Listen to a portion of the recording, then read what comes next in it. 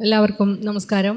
പ്രൗഢമായിട്ടുള്ള ഈ സദസ്സ്, അതിനെക്കാട്ടിലും സന്തോഷമുള്ളൊരു കാര്യം സാറ ടീച്ചറുടെ കൂടെ എനിക്ക് ഇരിക്കാൻ പറ്റി എന്നുള്ളൊരു അവസരമാണ്. വലിയ അഭിമാനമാണ്. കാരണം സാറ ടീച്ചറുടെ എഴുത്തും കൂടി എൻ്റെ ഗവേഷണ വിഷയമായിരുന്നു. അതുകൊണ്ട് ടീച്ചർ എഴുതിയിട്ടുള്ള ഒരുമാതിരി 98% എഴുത്തുകളും വായിച്ചിട്ടുണ്ട് എന്നുള്ളതാണ് ഇവിടെ എനിക്കുള്ള ഏറ്റവും വലിയ ഒരു എന്താ പറയുക യോഗ്യത എന്ന് ഞാൻ കണക്കാക്കുന്നു. സ്ത്രീകളുടെ എഴുത്തിനെ കുറിച്ച് തന്നെ സാറ ജോസഫിനെയും മാധവിക്കുട്ടിയും മുൻനിർത്തിക്കൊണ്ട് സ്ത്രീ സ്വത്വ നിർമ്മിതിയുടെ രാഷ്ട്രീയത്തെക്കുറിച്ചായിരുന്നു ആ തീസീസ്. അപ്പം അതുകൊണ്ട് കുറച്ച് വിമർശനാത്മകമായി തന്നെ നമ്മുടെ പെണ്ണെഴുത്തിനെ കണ്ടിട്ടുള്ള ഒരു ആൾ എന്ന നിലയ്ക്കാണ് ഞാൻ ഈ സെഷനെ വളരെ പ്രതീക്ഷയോടുകൂടി കാണുന്നതും. പക്ഷേ സാമ്പ്രദായികമായിട്ടുള്ള രീതിയിൽ നമുക്കൊരു ചർച്ചയുടെ സ്വഭാവത്തിലേക്കൊന്നും അത്തരത്തിലൊരു പെണ്ണെഴുത്തെന്നും പറഞ്ഞ് നമ്മളിതിനെ കൊണ്ടുപോകുന്നുമില്ല. അതായത് എങ്ങനെയാണ് സ്ത്രീ അവളുടെ സ്വത്വം സ്ഥാപിച്ചെടുക്കുന്നത് എഴുത്തിൽ എന്നുള്ളത് എല്ലാ കാലത്തും ഒരു പ്രശ്ന വിഷയമാണ്. അത് മറ്റൊരു രീതിയിൽ ചെയ്യാമെന്ന് വിചാരിക്കുന്നു. ടീച്ചർ എഴുതുമ്പോൾ വായിക്കുന്ന കാലത്ത്, ടീച്ചറിന് ഗവേഷണത്തിന് വേണ്ടി അല്ലാതെ വായിക്കുന്ന കാലത്ത്, ഓപ്പൻ എന്ന് പറയുന്ന ഒരു കഥാപാത്രം നമ്മുടെ മനസ്സിലേക്ക് വരും. അയാളുടെ അമ്മയടുത്ത് പറയുന്ന ഒരു ഡയലോഗുണ്ട്. അമ്മ, നിനക്ക് നിൻ്റെ ഭാര്യേൻ്റെ വീട്ടിൽ പോയി കിടക്കാൻ നാണക്കേടില്ലേ എന്ന് ചോദിക്കുന്നുണ്ട്. അപ്പോൾ അയാളുടെ മറുപടി, അപ്പോൾ അവൾ ഇവിടെ വന്ന് കിടക്കണതോ അതോ ഒക്കെ നാണക്കേടല്ലേ എന്നാണ്. അത് ഞാൻ വായിക്കുന്നത് ഒരു 20-21 വയസ്സിലാണ്. ആ നോവലിൽ പലതുമുണ്ട്. ആ നോവൽ ചർച്ച ചെയ്യുന്ന ലിംഗരാഷ്ട്രീയമാണെങ്കിലും ദേശത്തെക്കുറിച്ചുള്ള കോൺസെപ്റ്റുകളാണെങ്കിലും അതൊക്കെ പിന്നീട് ഒരു ഗവേഷണ വിഷയമായി വരുമ്പോൾ മാത്രമാണ് നമ്മളതിനെ കുറേ കൂടി ആഴത്തിൽ വിശകലനം ചെയ്യാൻ ശ്രമിക്കുക. പക്ഷെ ഒരു നോവൽ പലപ്പോഴും നമ്മുടെ മനസ്സിലേക്ക് വരുമ്പം, നോവലായാലും കഥയായാലും എന്തായാലും നമ്മുടെ മുന്നിലേക്ക് വരുമ്പം അതിൻ്റെ ആദ്യ വായനയിൽ നീറിപ്പിടിക്കുന്ന ചിലതുണ്ടാവും എന്നാണ് ഒരു വായനക്കാരി എന്നുള്ള നിലയിൽ എൻ്റെ ഒരു അനുഭവം. അപ്പം ഈ ഒരു ഭാഗം വായിക്കുന്ന സമയത്താണ് സ്വന്തം വീടിൻ്റെ പടി കടക്കുന്ന സമയത്ത് ചിറക് മുളയ്ക്കുന്ന പെണ്ണുങ്ങൾ എന്ന ഒരു രൂപകം മനസ്സിലേക്ക് വരുന്നത്. ഒരു പക്ഷേ അത് വളരെ കൃത്യമായിട്ട് നോട്ട് ചെയ്ത് വെച്ചല്ലോ ഒരു എഴുത്തുകാരി എന്നുള്ളതായിരുന്നു സാറ ടീച്ചറോട് ആ ഒരു എഴുത്തുമായി നമുക്ക് സമരസപ്പെടാനുണ്ടായ പ്രേരണ. അതുമാത്രമല്ല, കുഞ്ഞുങ്ങൾ സുരക്ഷിതരല്ല എന്ന് തോന്നുമ്പോൾ അവരെ ഗർഭപാത്രത്തിലേക്ക് തിരിച്ചു വിളിക്കാനുള്ള ശേഷി ഉണ്ടായിരിക്കുക സ്ത്രീയെ സംബന്ധിച്ചിടത്തോളം. ആദിമകാലത്ത് സ്ത്രീക്ക് സ്വന്തമായിട്ടൊരു ഭാഷയുണ്ടായിരുന്നു. ആ ഭാഷ പിന്നീട് ഇല്ലായ്മ ചെയ്യപ്പെട്ടു എന്നുള്ള ഒരുപാട് തിയറികൾ നമ്മൾ കേൾക്കുന്നുണ്ട്. അപ്പോൾ ഇത്തരത്തിൽ ഗോത്രമാതാവായ ഒരു സ്ത്രീ ഉണ്ടായിരിക്കുകയും സമൂഹത്തിൻ്റെ മൊത്തം ഭരണകർത്തൃത്വം അവളിൽ നിക്ഷിപ്തമായിരിക്കുകയും ചെയ്ത കാലത്ത് അവൾക്കുണ്ടായിട്ടുള്ള ലിംഗപരമായിട്ടുള്ള മേധാവിത്വം പിന്നീട് എവിടെ പോയി എന്നൊക്കെ അന്വേഷിക്കുമ്പോൾ പലപ്പോഴും നമ്മൾ സാഹിത്യകൃതികളിലേക്ക് തന്നെ ഒളിയിട്ട് പോവാറുണ്ട്. അങ്ങനെ പെട്ടെന്ന് റെഫറൻസ് ആയിട്ട് നമ്മുടെ മുന്നിലേക്ക് വരുന്ന ഒരുപാട് എഴുത്തുകൾ ആണ് സാറ ടീച്ചറെ എഴുത്ത് ലോകത്ത് സ്ഥാനപ്പെടുത്തുന്നത്, നമ്മുടെ സാഹിത്യത്തിൽ, മുഖ്യധാരാ സാഹിത്യത്തിൽ തന്നെ രേഖപ്പെടുത്തുന്നത്. അതിൽ ഒരു പുരുഷൻ എഴുതുമ്പോൾ, ഒരു സ്ത്രീ എഴുതുന്ന സമയത്ത്, ഒരു ട്രാൻസ്ജെൻഡർ എഴുതുന്ന സമയത്ത് അവരുടെ വ്യക്തിമുദ്രകൾ അവർ പതിച്ചു പോകുന്നു എന്ന് മാത്രമേ ഉള്ളൂ എന്ന് ഞാൻ ആത്യന്തികമായി കരുതുന്നു. സ്ത്രീയെ മുൻനിർത്തിയുള്ള വിശാലമായ മാനവ സ്നേഹം ആണ് അവരുടെ എഴുത്തിൻ്റെ ഒരു മുഖമുദ്ര എന്ന് കരുതിക്കൊണ്ടാണ് ഞാൻ ഈ സെഷനെ അത്തരത്തിൽ സമീപിക്കുന്നത്. അപ്പോൾ സ്വാഭാവികമായും ദൗർബല്യമുള്ള, അസൂയയുള്ള, കുന്നായ്മകളുള്ള പെണ്ണുങ്ങൾ ആ എഴുത്ത് ലോകത്തും ഉണ്ടാവും.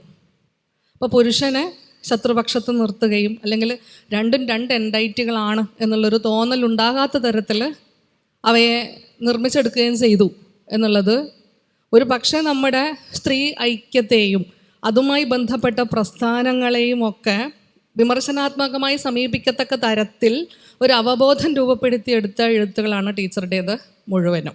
ഇനി അറ്റത്ത് നമ്മൾ കറ വരെയും കാണുന്ന സമയത്ത് ഒരു പെൺ ബൈബിൾ എന്നുള്ള രീതിയിൽ കറ വരെ രൂപപ്പെടുന്നത് അത് നിസ്സാരമായ ഒരു പ്രക്രിയയല്ല.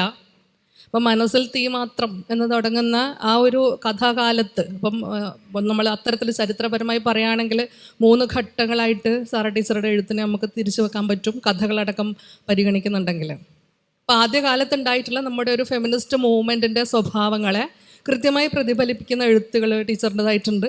പിന്നീട് പരിസ്ഥിതി സ്ത്രീ പ്രശ്നങ്ങൾ കുറേ കൂടി കൈകാര്യം ചെയ്യുന്ന സമയത്ത് അതിനുണ്ടാവുന്ന ആശയപരമായിട്ടുള്ള ഒരു ഗ്രാവിറ്റി സൂചിപ്പിക്കുന്ന ഒരു രണ്ടാം ഭാഗം വരുന്നുണ്ട്. പിന്നീട് നമ്മുടെ ഈ എല്ലാ സ്ത്രീ നിർമ്മിതികളുടെയും ആധാരശിലയായിട്ടുള്ള പൗരാണിക ഗ്രന്ഥങ്ങളെ അടക്കം വളരെ സൂക്ഷ്മമായും നിർദ്ദയമായും വിശകലനം ചെയ്യാവുന്ന അത്തരത്തിൽ സാംസ്കാരികമായിട്ട് അതിനെ സാംസ്കാരിക വിമർശനത്തിൻ്റെ മെത്തഡോളജി ഉപയോഗിച്ച് അതിനെ സമീപിക്കുന്ന തരത്തിൽ ഉള്ള എഴുത്ത് ഉൾപ്പെടുന്ന കറ അടങ്ങുന്നൊരു ഭാഗം. അങ്ങനെ 3 തരത്തിൽ വളരെ കൃത്യമായിട്ടുള്ള ഉന്നതമായിട്ടുള്ളൊരു ഗ്രാഫ് വരച്ചെടുക്കാൻ പറ്റുന്ന തരത്തിൽ സുഭദ്രമായിട്ടുള്ള രചനാലോകമാണ് ടീച്ചറിൻ്റേത്. ഒരുപാട് പറയാനുള്ള വിഷയമാണ്, പക്ഷേ ഞാൻ വിചാരിക്കുന്നതും വലിയ തരക്കേടില്ലാത്തൊരു ആമുഖമായിരുന്നു എന്നുള്ളൊരു ആത്മവിശ്വാസത്തോടു കൂടി നമ്മൾ അങ്ങോട്ടേക്ക് പോവാണ്. ഈ സ്വത്വം എന്ന് പറയുന്നൊരു വാക്ക് സ്ത്രീയെ സംബന്ധിച്ചിടത്തോളം നമ്മുടെ ഒരു പുതിയ ലോക പരിസരത്ത് അത് ഉച്ചരിക്കപ്പെടുന്നതിനകത്ത് കുറേ പ്രശ്നങ്ങളുണ്ട്. കാരണം നിങ്ങൾ ഏത് തരം സ്വത്വത്തെക്കുറിച്ചാണ് സംസാരിക്കുന്നത്? നിങ്ങൾ കറുത്ത ഫെമിനിസമാണോ, വെളുത്ത ഫെമിനിസമാണോ? അതും അല്ലെങ്കിൽ ഒരു ഇൻ്റർസെക്ഷണൽ ഫെമിനിസം എന്ന് പറഞ്ഞിട്ട് നമ്മളൊരു വലിയ കുടക്കീഴിൽ നിർത്തുന്ന നിരന്തരമായി നമ്മൾ സംവാദത്തിൽ ഏർപ്പെട്ടുകൊണ്ടിരിക്കുന്ന നിരവധി ഫെമിനിസങ്ങളുടെ ഒരു ആശയ മേഖലയുണ്ട്. അപ്പം അതിനെ മുഴുവനും കണക്കിലെടുത്തുകൊണ്ട് ഒരു സമാന്തര സഞ്ചാരം നമ്മുടെ എഴുത്തും ഫെമിനിസ്റ്റ് ചിന്താലോകവുമായി സാധ്യമാണോ എന്നുള്ളതാണ് ഒരു പക്ഷേ ഇപ്പം ആദ്യം പ്രസക്തമാകുന്നൊരു ചോദ്യം എന്നാണ് ഞാൻ വിചാരിക്കുന്നത്. അപ്പോൾ എങ്ങനെയാണ് സ്ത്രീ അവളുടെ സ്വത്വത്തെ അവരുടെ എഴുത്തിൽ അടയാളപ്പെടുത്തേണ്ടത്? അത് പഴയ ചോദ്യം പുതിയ കാലത്ത് നിന്നുകൊണ്ട് ഒന്നുകൂടി ചോദിക്കും. സ്വത്വം എന്ന ആ ഒരു പദം സ്ത്രീയെ സംബന്ധിച്ചിടത്തോളം പറയുമ്പോൾ സ്വത്വ നിർമ്മിതി എന്ന് തന്നെ പറയണം. അത് നിർമ്മിച്ചെടുക്കേണ്ടിയിരിക്കുന്നു. അത് ആഴത്തിൽ അമർന്നു പോയിരുന്നു. അത് പ്രകാശിതമായിരുന്നില്ല. അത് മാർജിനലൈസ് ചെയ്യപ്പെട്ടിരുന്നു. പുരുഷന്മാരെഴുതുന്നുണ്ട്, സ്ത്രീകൾ എഴുതിയാൽ അതിനെ അടക്കാൻ അവരുടെ കയ്യിൽ ഉപാധികളും ഉണ്ടായിരുന്നു.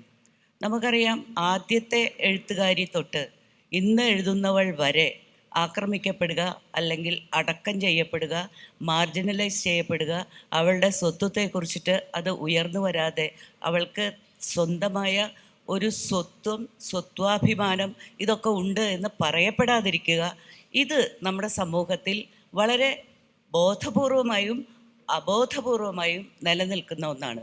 അതിനാൽ തന്നെ സ്ത്രീയുടെ സ്വത്വത്തെ കുറിച്ച് നമ്മൾ പറയുമ്പോൾ എനിക്ക് തോന്നുന്നു സ്വത്വം നിർമ്മിച്ച് എടുക്കേണ്ട ഒന്നാണ്. ആ നിർമ്മിച്ചെടുക്കുന്ന പ്രക്രിയയിൽ അടുക്കളയിൽ ജോലി ചെയ്യുന്ന അമ്മ തൊട്ട് മേശപ്പുറത്ത് ഇരുന്ന് എഴുതുന്ന എഴുത്തുകാരി വരെ ആ നിർമ്മാണ പ്രക്രിയയിൽ പങ്കാളിയാണ് ഇന്നത്തെ കാലഘട്ടത്തിൽ. കാരണം മുമ്പ് അറിഞ്ഞിരുന്നില്ല ഇത്തരമൊരു സ്വത്വ നിർമ്മിതിക്ക്, തൻ്റെ കർത്തൃത്വത്തിന് സാധ്യതയുണ്ട് എന്ന കാര്യം അറിയപ്പെടാതിരുന്ന കാലഘട്ടത്തിൽ അത് ശീലമായി മുഖ്യധാരയുടെ കൂടെ ഒഴുകിപ്പോയിരുന്നു. അതങ്ങനെയല്ല എന്നും സ്ത്രീ സ്വത്വം എന്ന് പറയുന്നത് അവളുടെ ജൈവ പ്രകൃതി പോലെ തന്നെ വ്യത്യസ്തം ആണ് എന്നും, വ്യത്യസ്തം എന്ന വാക്കാണ് ആവർത്തിച്ച് ഉപയോഗിക്കേണ്ടത്. അത് വിവേചനം അല്ല, മേല് കീഴ് ബന്ധമല്ല, അത് വ്യത്യസ്തത മാത്രമാണ്. നിന്നിൽ നിന്ന് ഞാൻ വ്യത്യസ്തയായിരിക്കുന്നു, എൻ്റെ ജൈവ പ്രകൃതി വ്യത്യസ്തമായിരിക്കുന്നു, എൻ്റെ ജൈവ കടമകളും കർമ്മങ്ങളും വ്യത്യസ്തമായിരിക്കുന്നു. അങ്ങനെ വ്യത്യസ്തമായ 2 സ്വത്വങ്ങൾ ഉണ്ടായിരിക്കെ, അത് പരസ്പരം പൂരകം ആയിരിക്കെ, എങ്ങനെയാണ് ഒന്ന് അതിൻ്റെ സ്വത്വം സ്ഥാപിച്ചുകൊണ്ട് അധികാര പ്രയോഗം നടത്തിക്കൊണ്ട് സമൂഹത്തിൽ നിലനിൽക്കുന്നത്? എങ്ങനെയാണ് മറ്റേത് സ്വത്വം എന്ന വാക്ക് പറയാൻ പോലും അർഹതയില്ലാതെ കണ്ട് മാറ്റപ്പെട്ടത്? ഇത് ഒരു സോഷ്യൽ എൻജിനീയറിങ്ങിൻ്റെ ഭാഗം ആണ്. ആ രീതിയിലുള്ള ഒരു സോഷ്യൽ എൻജിനീയറിങ് കൊണ്ടുവന്ന് സ്ഥാപിക്കപ്പെട്ട, ചരിത്രപരമായി തന്നെ സ്ഥാപിക്കപ്പെട്ട ഒന്നാണ്. പക്ഷേ എനിക്കറിയാം, ഈ 1 നൂറ്റാണ്ട് കാലമായിട്ട് ലോകത്തെമ്പാടുമുള്ള സ്ത്രീകൾ കലഹത്തിൽ ഏർപ്പെട്ടിരിക്കുകയാണ്. ഇന്നലെ ഞാനൊരു നാടകം കാണുകയായിരുന്നു. ആ നാടകം എഴുതിയതും സംവിധാനം ചെയ്തത് ഒരു പുരുഷനാണ്. പക്ഷേ നാടകത്തിൻ്റെ വിഷയം ഹാംലെറ്റാണ്. ഹാംലെറ്റ് സ്ത്രീ ആയിരുന്നാൽ എന്തായിരിക്കും എന്നുള്ളതാണ് ആ നാടകം കൈകാര്യം ചെയ്യുന്ന വിഷയമായിരുന്നത്. ഹാംലെറ്റ് ഒരു പെണ്ണാണെങ്കിൽ ആ പെണ്ണിൻ്റെ പര്യവസാനം, അല്ലെങ്കിൽ ആ പെണ്ണിൻ്റെ പ്രതികാര വാഞ്ച പ്രതികാരമാണ് ഹാംലെറ്റിൻ്റെ മുഴുവൻ സംഗതികളും. അത് അതേപടി തന്നെ പ്രേതം വരുന്നതും പിന്നെ അലട്ടുന്നതും പ്രേതത്തെ പിന്നെ തെളിവിന് വേണ്ടി അതിൻ്റെ ഉള്ളിലൊരു പ്ലേ ഉണ്ടാക്കുന്നതും ആ പ്ലേയിൽ നിന്ന് തെളിവ് കിട്ടുന്ന അതെല്ലാം അതേപടി തന്നെ. പക്ഷെ എല്ലാം ലിംഗഭേദം വരുത്തിക്കൊണ്ടാണ്. സ്ത്രീ ആയ ഹാംലെറ്റ് എങ്ങനെയാണ് പ്രതികാരം നടത്തുക? അവൾക്ക് പ്രതികാരം ചെയ്യണമെന്നുണ്ട്, പക്ഷെ അവൾക്ക് പ്രതികാരം ചെയ്യാൻ കഴിയും എന്ന് ആരും വിശ്വസിക്കുന്നില്ല, അല്ലെങ്കിൽ ആരും അംഗീകരിക്കുന്നില്ല. നമ്മുടെ പണ്ടത്തെ ചില നിരൂപകന്മാർ പറയും നിരൂപണം സ്ത്രീക്ക് പറഞ്ഞിട്ടുള്ളതല്ല എന്ന് പറയും. നിരൂപണം ചെയ്യാൻ സ്ത്രീക്ക് യോഗ്യതയില്ല, കാരണം അവൾക്ക് പവറില്ല. നിരൂപണം പവറിൻ്റെ മേഖലയാണ്. സ്ത്രീക്ക് പവറില്ലാത്തതുകൊണ്ട് അവൾക്ക് ആധികാരികമായിട്ട് പറയാൻ കഴിയില്ല എന്ന് പറയും. എന്ന പോലെ തന്നെ ഹാംലെറ്റ് സ്ത്രീ ആയിരുന്നാൽ തൻ്റെ അച്ഛനെ കൊന്ന, കഥയിൽ അത് തിരിച്ചിട്ടിട്ടുണ്ട്, അമ്മയെ കൊന്ന എന്നാണ്. അച്ഛനെ കൊന്ന ആളിനോട് അല്ലെങ്കിൽ അമ്മയെ കൊന്ന ആളിനോട് പ്രതികാരം ചെയ്യണം. പക്ഷെ പ്രതികാരത്തിനൊരു പെണ്ണ് പോരുമോ? അതായിരുന്നു ആ നാടകത്തിൻ്റെ വിഷയം. എന്നല്ല നാടകം അവസാനിക്കുന്നത് ഭയങ്കര to be or not to be എന്ന ക്വസ്റ്റ്യനെ സ്ത്രീ ചോദിക്കുന്നത് ഞാൻ ഹിംസയിൽ വിശ്വസിക്കണോ അതോ ഞാൻ സമാധാനത്തിൽ വിശ്വസിക്കണോ എന്നുള്ളതാണ്. ആ ചോദ്യം അങ്ങനെയാണ്. കൊല്ലണോ? ഹാംലെറ്റിലെ നമ്മൾ കാണുന്ന എല്ലാവരും ചത്തുപോകുന്ന ഒരവസ്ഥയാണ്. ഈ നാടകത്തിൻ്റെ അവസാനത്തിൽ രണ്ടുപേർക്കൊരു കത്ത് കിട്ടുകയാണ്, നമുക്ക് ജീവിക്കാൻ പറ്റും എന്നാണ്. കൊല്ലപ്പെടേണ്ടവരായ രണ്ടുപേരെ നമുക്ക് ജീവിക്കാൻ പറ്റും എന്ന് പറയുന്നവർ. അപ്പോൾ സ്ത്രീയുടെ പ്രതികാരം എന്ന് പറയുന്നത് അതാണ്, അവളുടെ സ്വത്വത്തിൻ്റെ ഭാഷയാണത്. ആ ഭാഷ സമാധാനത്തിൻ്റെയും നിലനിൽപ്പിൻ്റെയും ഭാഷയാണ്. നിലനിൽപ്പിൻ്റെ ഭാഷയിലാണ് സ്ത്രീ സംസാരിക്കുന്നത്. അപ്പോൾ നമ്മൾ അതിനെ ചുരുക്കി വളരെ ഒരു റിഡക്ഷനിസത്തിൻ്റെ ഭാഷയിൽ പെണ്ണെഴുത്ത് പറഞ്ഞാലും അല്ലെങ്കിൽ വേറെ ഏതെങ്കിലുമൊക്കെ രീതിയിൽ പറഞ്ഞാലും, ഈവൻ സ്ത്രീ വിമോചനം എന്ന് തന്നെ പറഞ്ഞാലും പോരാ. അത് അതിവിശാലമായ ഒരു സ്നേഹസങ്കല്പം ആണ്. എന്നെ സംബന്ധിച്ചിടത്തോളം അങ്ങനെയാണ്. അതിമഹത്തായ, അതിവിശാലമായ, അതിസുന്ദരമായ ഒരു സ്നേഹസങ്കല്പം ഓരോ എഴുത്തുകാരുടെ ഉള്ളിലും എന്ന് പറയുന്ന കഥ അവസാനിക്കുമ്പോൾ ഇറങ്ങിപ്പോകുന്ന പെണ്ണ് സങ്കല്പിക്കുന്നത് ഇതാണ്: എൻ്റെ പാവാട വട്ടം ചുഴറ്റി ഈ ഭൂമിയെ പൊതിയും എന്നാണ്. അതിനേക്കാൾ അപ്പുറത്ത് എനിക്കൊന്നും ചിന്തിക്കാനില്ല.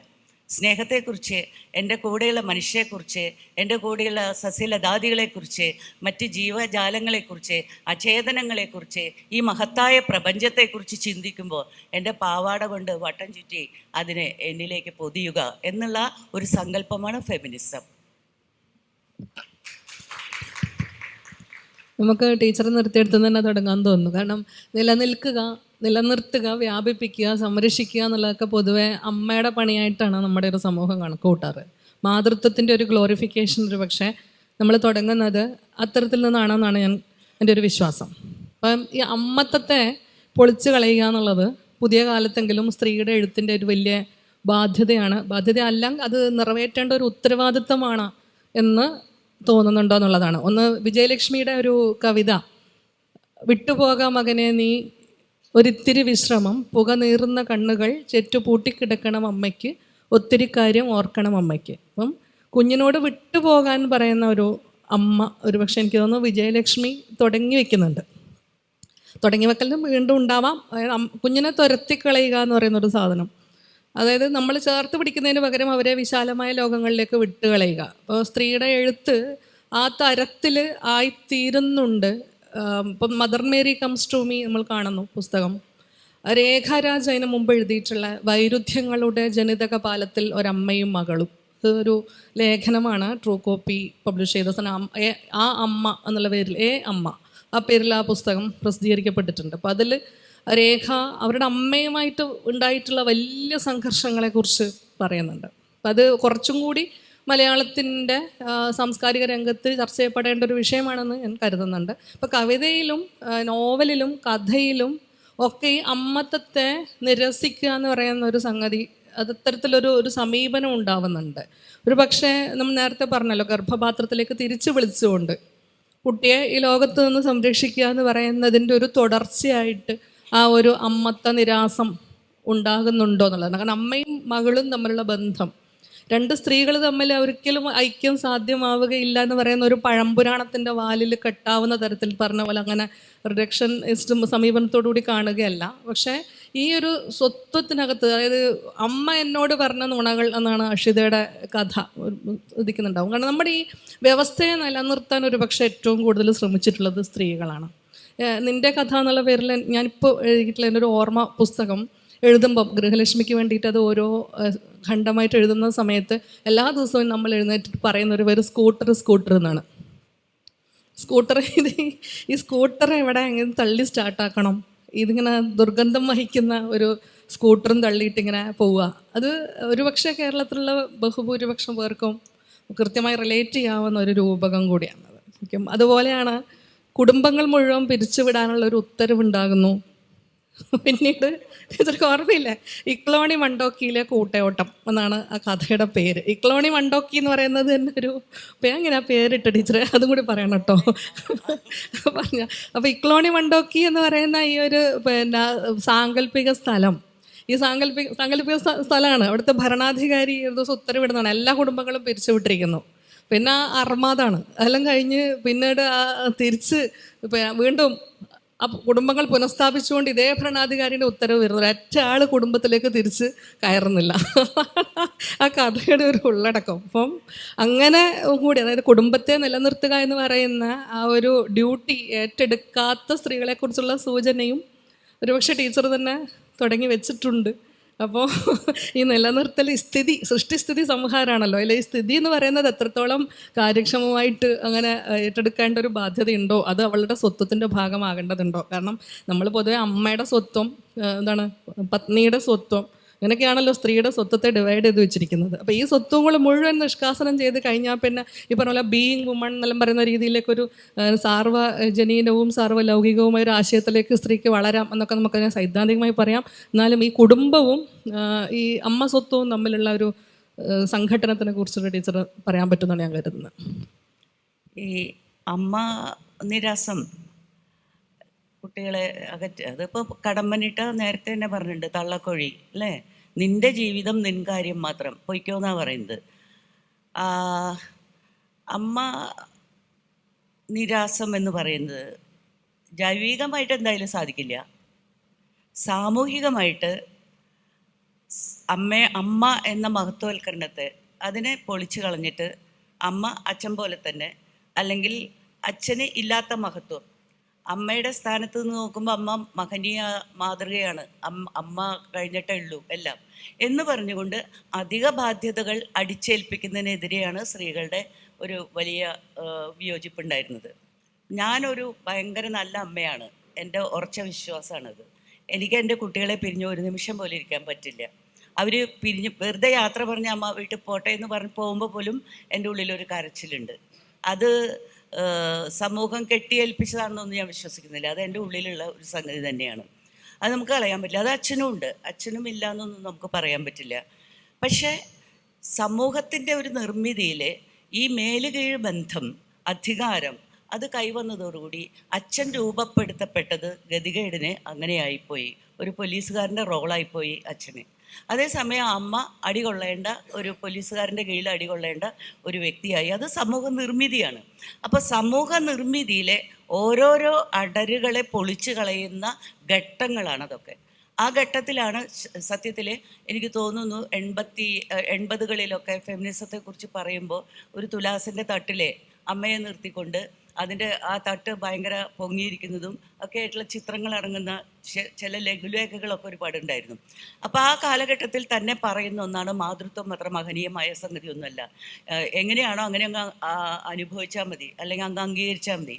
ഞാൻ കുട്ടിയെ പ്രസവിച്ചിരിക്കുന്നു, നീയാണ് അതിൻ്റെ കാരണക്കാരൻ, ശരി നമ്മൾ രണ്ടുപേരും കൂടി കുട്ടിയെ വളർത്തുന്നു എന്ന മട്ട് മതി, എല്ലാം അതാതിൻ്റെ രീതിക്ക് മതി, മഹത്വവൽക്കരണം വേണ്ട, എനിക്ക് നിങ്ങളുടെ മഹത്വവൽക്കരണം ആവശ്യമില്ല, ആവശ്യമുള്ള കുറച്ച് സ്ഥലം, അവകാശം, സ്വാതന്ത്ര്യം അങ്ങനത്തെ ഒക്കെ കിട്ടുക, അതാണ് എൻ്റെ ആവശ്യം എന്ന് പറഞ്ഞുകൊണ്ട് കുറേ തുടക്കത്തിൽ തന്നെ ആ രീതിയിലുള്ള അമ്മ എന്ന് പറയുന്ന മഹത്വവൽക്കരണത്തിനെതിരെ ഒരുപാട് ചർച്ചകൾ നടന്നിട്ടുണ്ട്.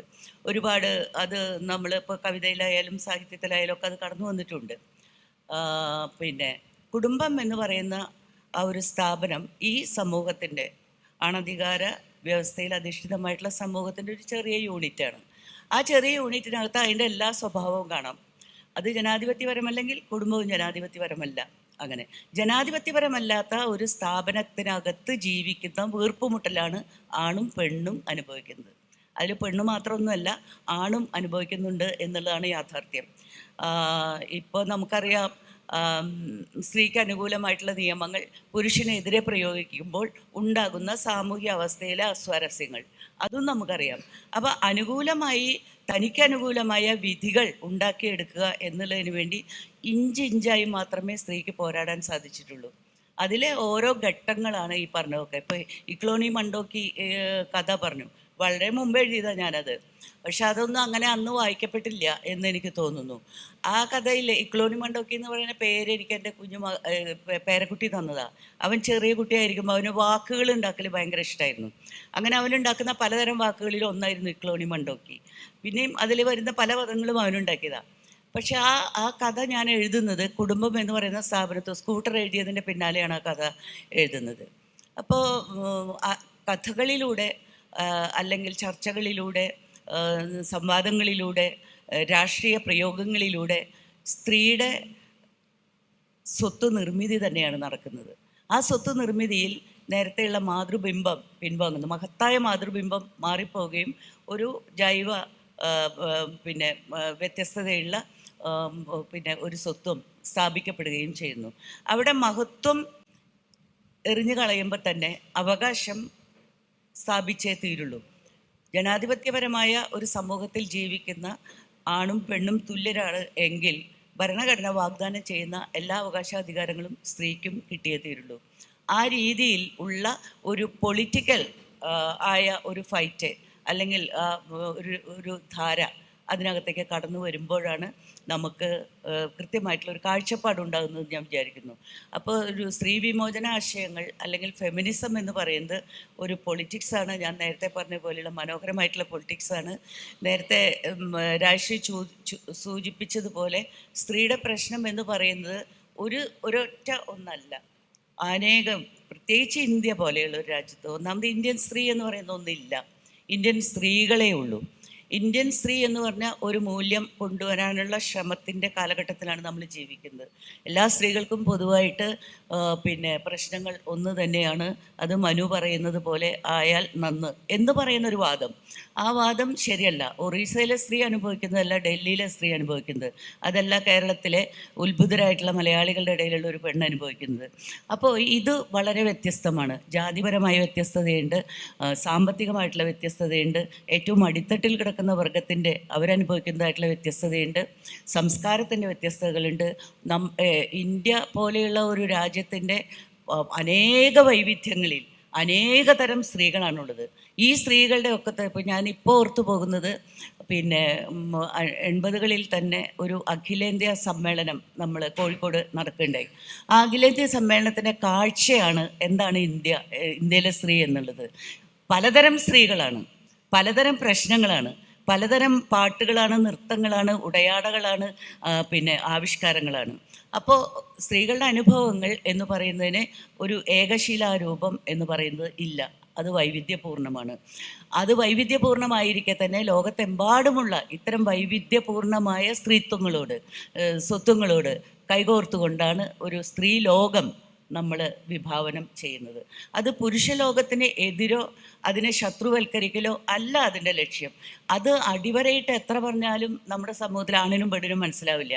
പുരുഷാധിപത്യവും പുരുഷ വിരോധവും രണ്ടും രണ്ടാണ്. പുരുഷാധിപത്യം പറയുമ്പോൾ നമ്മൾ അധികാരത്തെ പറ്റിയാണ് സംസാരിക്കുന്നത്. പുരുഷ വിരോധം എന്ന് പറയുന്നത് എനിക്ക് എൻ്റെ ഭർത്താവിനോട് അല്ലെങ്കിൽ എൻ്റെ ആങ്ങളയോട്, എൻ്റെ അപ്പനോട്, അയൽവക്കക്കാരനോടൊക്കെയുള്ള വിരോധത്തിൻ്റെ പേരാണ് പുരുഷ വിരോധം. അതേസമയം പുരുഷാധിപത്യ സംസ്കാരം എന്ന് പറയുന്നത് എല്ലാ തരത്തിലുള്ള ആധിപത്യ സംസ്കാരങ്ങൾക്കും എതിരായിട്ടുള്ള ഒരു പൊളിറ്റിക്സാണ്. ആ പൊളിറ്റിക്സ് മുമ്പ് ഉണ്ടായിരുന്നില്ല. അത് സ്ത്രീകൾ സ്വരമുയർത്താൻ തുടങ്ങിയപ്പോൾ, ദളിതുകൾ സ്വരമുയർത്താൻ തുടങ്ങിയപ്പോൾ ബ്രാഹ്മണ ആധിപത്യത്തിനെതിരെ, അതുപോലെ തന്നെ ട്രാൻസ്ജെൻഡേഴ്സ് തങ്ങളുടെ സ്വത്വത്തിന് വേണ്ടിയിട്ട് അവർ ശബ്ദമുയർത്താൻ തുടങ്ങിയപ്പോൾ പലതരത്തിലുള്ള ആധിപത്യങ്ങളുടെ പ്രശ്നവൽക്കരിക്കപ്പെടുകയാണ് സമൂഹത്തിനകത്ത്. അത് വികാസമാണ്. ഒരു സമൂഹത്തിൻ്റെ രാഷ്ട്രീയ ചിന്താധാരയിലെ വൻ വികാസങ്ങളാണ്. ഇത് അഭിസംബോധന ചെയ്യപ്പെടാതിരിക്കുമ്പോഴാണ് രാഷ്ട്രീയ പ്രസ്ഥാനങ്ങൾ പരാജയപ്പെട്ടു പോകുന്നത്. നമ്മൾ വീണ്ടും പറഞ്ഞുകൊണ്ടിരിക്കുന്നൊരു കാര്യം, നമ്മുടെ ഇപ്പോൾ എഴുത്തിൽ ഇതേ കാര്യം തന്നെ ഒന്നും കൂടി നമുക്ക് ആലോചിക്കാനുണ്ട്. ജ്ഞാനം എന്ന് പറയുന്നത് പുരുഷ നിർമ്മിതമായതുകൊണ്ട് നമ്മുടെ സ്ത്രീവാദം ഒരു കാലം വരെ ജ്ഞാനത്തിനോട് വൈമുഖ്യം കാണിച്ചിട്ടുണ്ട്, ജ്ഞാനവിമുഖത. അത്തരത്തിലൊരു കാര്യമാണ് ശ്രീജം മാഷൊക്കെ അത് ചൂണ്ടിക്കാണിച്ചിട്ടുണ്ട്. അത് എങ്ങനെയാണ് അത്തരത്തിൽ ജ്ഞാനവൈമുഖ്യം ഒരു ഘട്ടത്തിലും ഫെമിനിസത്തെ മുന്നോട്ട് നയിക്കുന്ന ഒന്നല്ല എന്നുള്ള നിരീക്ഷണം ഉണ്ടായിട്ടുണ്ട്. അപ്പം അതിൻ്റെ അതേ ഭാഗം തന്നെയായിട്ട് വരുന്നതാണ് ഭാഷ. ജ്ഞാനത്തിൻ്റെ ഒരു ഇതിൻ്റെ ഒരു സംവാഹനം സംഭവിക്കുന്നത് ഭാഷയിൽ നിന്നായതുകൊണ്ട് ഈ ആശയങ്ങളെ താങ്ങാനുള്ള കഴിവ് ഭാഷയ്ക്ക് ഉണ്ടാവുക എന്നുള്ളത് വളരെ പ്രധാനപ്പെട്ട ഒന്നാണ്. പലപ്പോഴും കൾച്ചറൽ സ്റ്റഡീസുമായിട്ട് ബന്ധപ്പെട്ടിട്ടുള്ള വിഷയങ്ങൾ എടുക്കുന്ന സമയത്ത് നമുക്കിതൊരു പ്രശ്നമാണ്. കാരണം മലയാളം ഒരു പക്ഷേ ഈ ഒരു ചിന്താധാരയെ താങ്ങുന്നില്ല എന്നുള്ളൊരു ആരോപണം അങ്ങനെ വരാറുണ്ട്. അത് വേറൊരു വിഷയമാണ്. അതല്ല, നമ്മൾ സാഹിത്യത്തിൽ സൗന്ദര്യപരമായി ഇടപെടുന്ന സമയത്ത് പുരുഷന് പറ്റുന്ന മെയ് വഴക്കം, കൈവഴക്കം, ഭാഷയുടെ മേലെ അവനുള്ളൊരു ആധികാരികത, അത് സ്ത്രീയെ സംബന്ധിച്ചിടത്തോളം കുറച്ച് അത്രത്തോളം ഇല്ല. അത് സംശയാസ്പദമാണ്.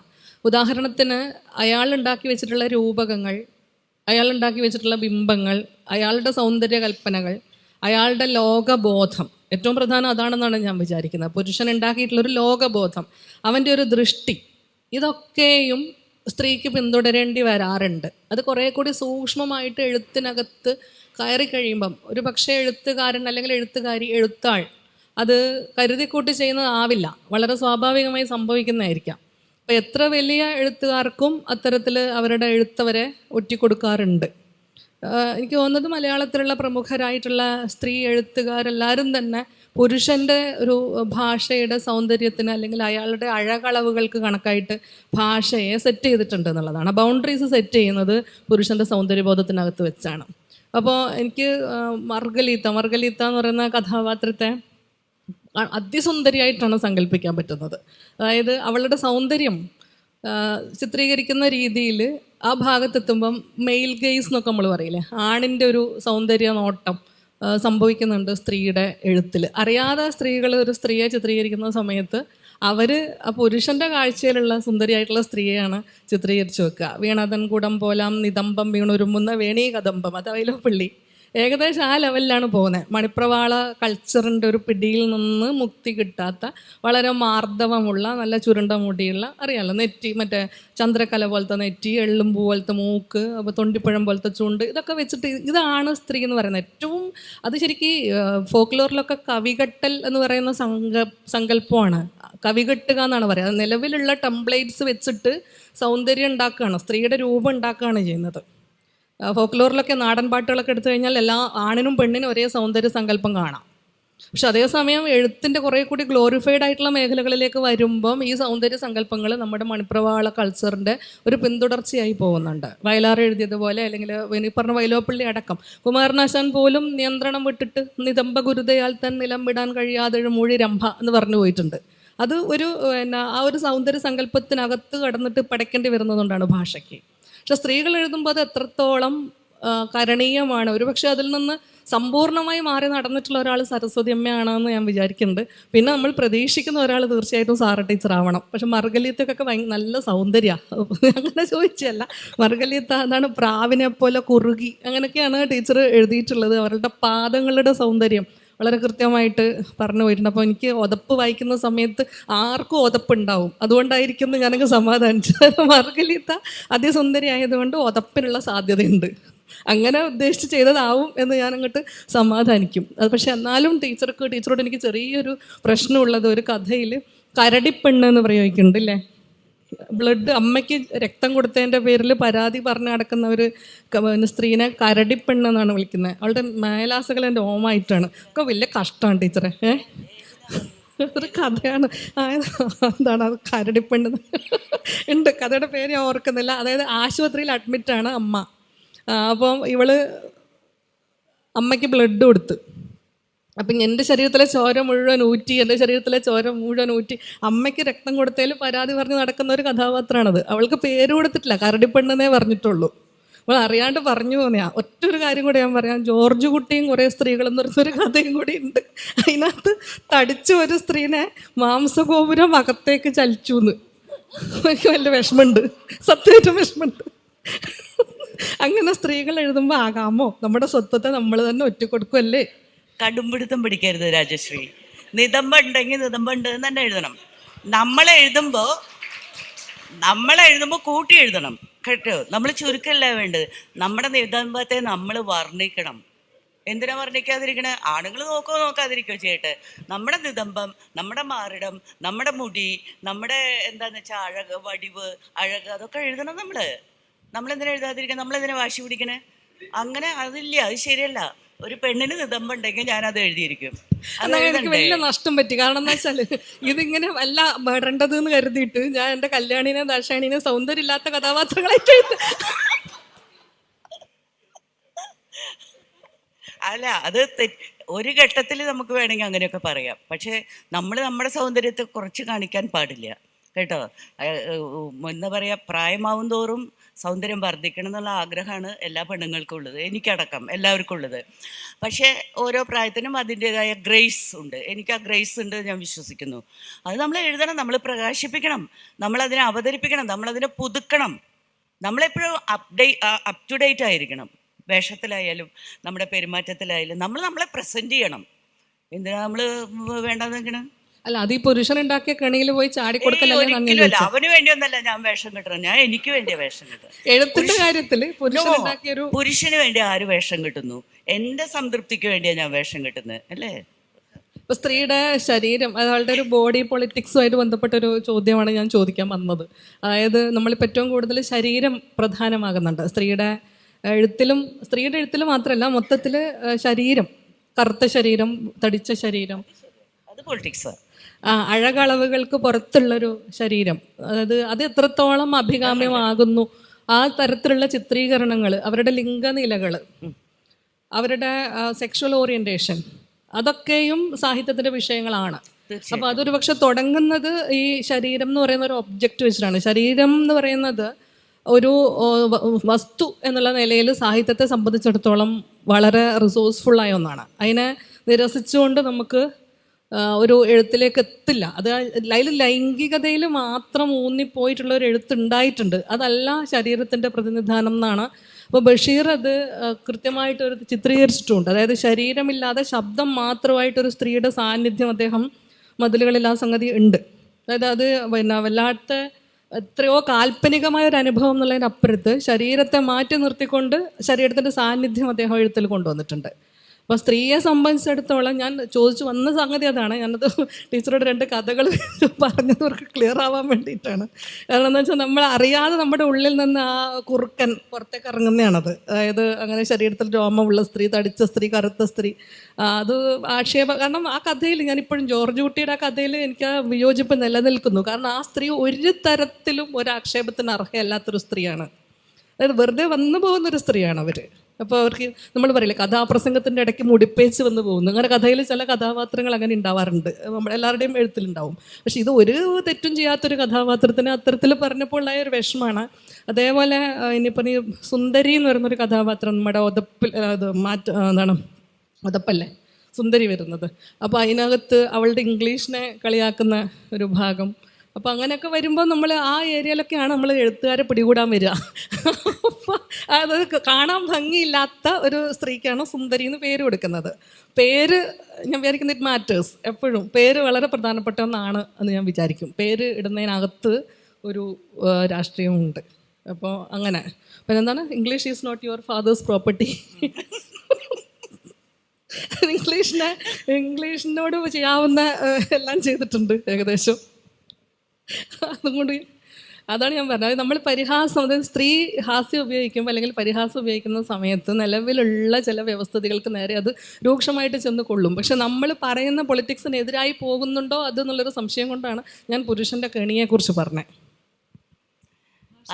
അതായത് എഴുതുമ്പോൾ നമ്മളെ സംബന്ധിച്ചിടത്തോളം ഒരു സമൂഹമാണ് നമ്മുടെ മുമ്പിലുള്ളത്. പ്രത്യേകിച്ച് നോവലൊക്കെ എഴുതുമ്പോൾ ആ സമൂഹത്തിൽ ഇതെല്ലാം ഉണ്ട്, മനസ്സിലായില്ലേ? മറ്റേ നമ്മുടെ പൊളിറ്റിക്സാണ്. നമ്മൾ അതിൽ നിന്ന് ഉൽപ്പാദിപ്പിക്കുന്നത് എന്ത് എന്നുള്ളിടത്താണ് നമ്മളുടെ സ്ത്രീ വിമോചന ആശയങ്ങളുടെ പ്രസക്തിയും പ്രാധാന്യമുള്ളതെന്ന് ഞാൻ വിചാരിക്കുന്നു. ഇപ്പോൾ ജോർജ് കുട്ടിയും ചില സ്ത്രീകളും എന്നുള്ളതിൽ പരിസ്ഥിതിവാദികൾ എന്നെ കുറച്ച് ചീത്ത പറഞ്ഞിട്ടുണ്ട്. കാരണം പെണ്ണ് കാണാൻ ജോർജ് കുട്ടി വരുമ്പോൾ ഇവള് പച്ച സാരി ഉടുത്ത് ആഹാ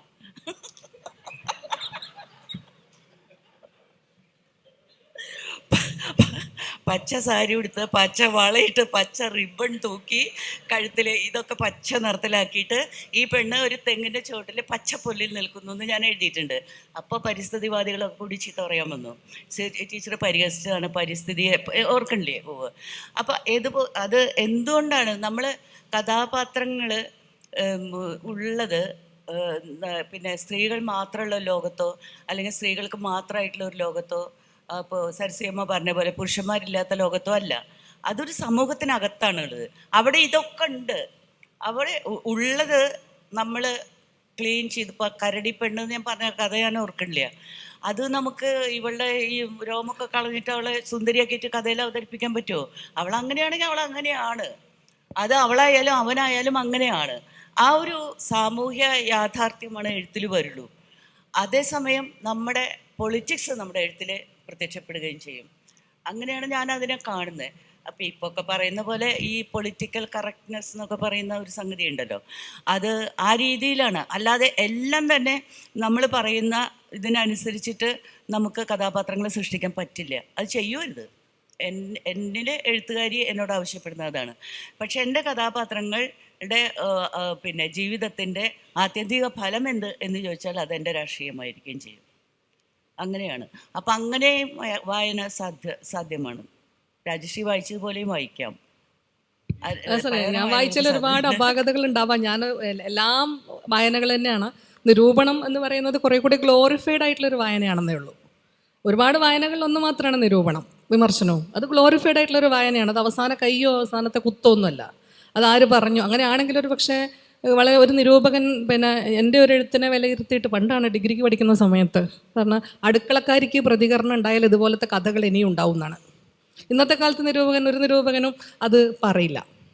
അത് ഞാൻ നേരത്തെ ഉദ്ദേശിച്ചൊരു കാര്യം. നമ്മൾ ഉപയോഗിക്കുന്ന പ്രയോഗം, വാക്ക് പഴയതിനെ വെച്ച് പുതിയത് കുറേ കൂടി അതിൻ്റെ അർത്ഥതലങ്ങളെക്കുറിച്ച് നമ്മളെ കുറേ കൂടി ബോധവാന്മാരും ബോധവതികളും ആയിരിക്കും എഴുത്തുകാരെന്നാണ്. എന്തായാലും പൊളിറ്റിക്കൽ കറക്റ്റ്നെസ്സിൻ്റെ പ്രശ്നം അതിനകത്തുണ്ട്. അതുമായിട്ട് പറഞ്ഞ എല്ലാ കാര്യങ്ങളോടും യോജിക്കുന്നു. ഒരു ചോദ്യം ഒരു പോയിന്റും കൂടി ഡിസ്കസ് ചെയ്തിട്ട് നമുക്ക്, എനിക്ക് തോന്നുന്നു, ഡിസ്കഷൻ ഉണ്ടെങ്കിൽ കൊടുക്കാൻ തോന്നുന്നു. അത് വേറൊരു വിഷയമാണ്. അതായത് എഴുത്തുകാരുണ്ടാകുന്നത് എവിടെ നിന്നാണെന്നാണ്. അതായത് പെണ്ണായാലും ആണായാലും എഴുത്തുകാർ വരുന്നത് എങ്ങനെയാണ്? ഇപ്പോൾ കേരള മോഡേണിറ്റിയുടെ ഒരു രൂപീകരണവുമായി ബന്ധപ്പെട്ടിട്ടുള്ളൊരു സന്ദർഭം എടുക്കുകയെന്ന് വെച്ചാൽ, ഒരു 1930 വരെയുള്ള കാലത്ത് ദേശീയ പ്രസ്ഥാനവുമായിട്ട് ബന്ധപ്പെട്ടിട്ട്, അതായത് സാമൂഹ്യ പരിഷ്കരണ പ്രസ്ഥാനങ്ങളുമായിട്ടൊക്കെ ബന്ധപ്പെട്ട് നിരവധി സ്ത്രീകൾ ഫീൽഡിലുണ്ട്. എനിക്ക് തോന്നുന്നു അത് 1950കളോടുകൂടി സ്വാതന്ത്ര്യ ലബ്ധിക്ക് ശേഷം പിന്നെയും ഒരു 50കളോട് കൂടിയിട്ട് ഇതിൻ്റെ അളവൊന്ന് കുറയുന്നുണ്ട്. അതായത് പ്രത്യക്ഷത്തിൽ സോഷ്യൽ ആക്ടിവിസ്റ്റുകളായിട്ട് രംഗപ്രവേശം ചെയ്തിരിക്കുന്ന സ്ത്രീകളുടെ എണ്ണത്തിലൊരു ഇടിവ് കാണുന്നുണ്ട്. അതായത് 1930 കാലഘട്ടത്തിലുള്ള പോലെയല്ല അവരുടെ സാമൂഹികമായിട്ടുള്ള ഇടപെടൽ 50കളിൽ വരുന്നത്. 50കളിൽ കേരളീയ കുടുംബ വ്യവസ്ഥ കുറേ കൂടി ടൈറ്റ്നിറ്റായിട്ട് വരികയാണ്. അപ്പം അതിൻ്റെ ഭാഗമാകാം. പിന്നെ ദേശീയ പ്രസ്ഥാനത്തിൽ പങ്കെടുത്തിരുന്ന സ്ത്രീകൾ ഒരുപക്ഷെ അവരുടെ ഒരു പിൻവാങ്ങൽ ഉണ്ടായിട്ടുണ്ട് അതിനകത്ത്. അങ്ങനെ ഉണ്ടായിട്ടുണ്ട്. ഗാന്ധി മാർഗത്തിലുള്ള ഒരു സഞ്ചാരമൊക്കെ ആയിട്ട് അത്തരത്തിൽ. അപ്പം ഈ ഒരു സാമൂഹികാവസ്ഥ എഴുത്തിലുണ്ടായിട്ടുണ്ടാവാം. അപ്പോൾ 30 സരസ്വതിയമ്മ എഴുതുന്ന സമയത്ത് കുറേ കൂടി ശക്തമാണ് അവരുടെ എഴുത്തെന്ന് പറയുന്നത്. കുറേ കൂടി റാഡിക്കൽ ഫെമിനിസ്റ്റ് രീതിയിലേക്ക് പോകുന്ന രീതിയിൽ, അതായത് ഒരു കൗണ്ടർ ഹിസ്റ്ററി ഉണ്ടാക്കുന്ന രീതിയിലാണ് സരസ്വതിയമ്മ എഴുതുന്നത്. 50-ന് ശേഷം എഴുതുന്ന ആൾക്കാർ വരുമ്പോൾ അത് കുറേ കൂടി മൈൽഡ് ആവുന്നുണ്ട്. അതൊരു നിരീക്ഷണമാണ്, അങ്ങനെ സംഭവിക്കുന്നുണ്ട്. അപ്പം ഈ ബുദ്ധിജീവികൾ ഉണ്ടാകുന്നത് നമ്മുടെ അതത് സാമൂഹിക അന്തരീക്ഷത്തിൽ ആണ്.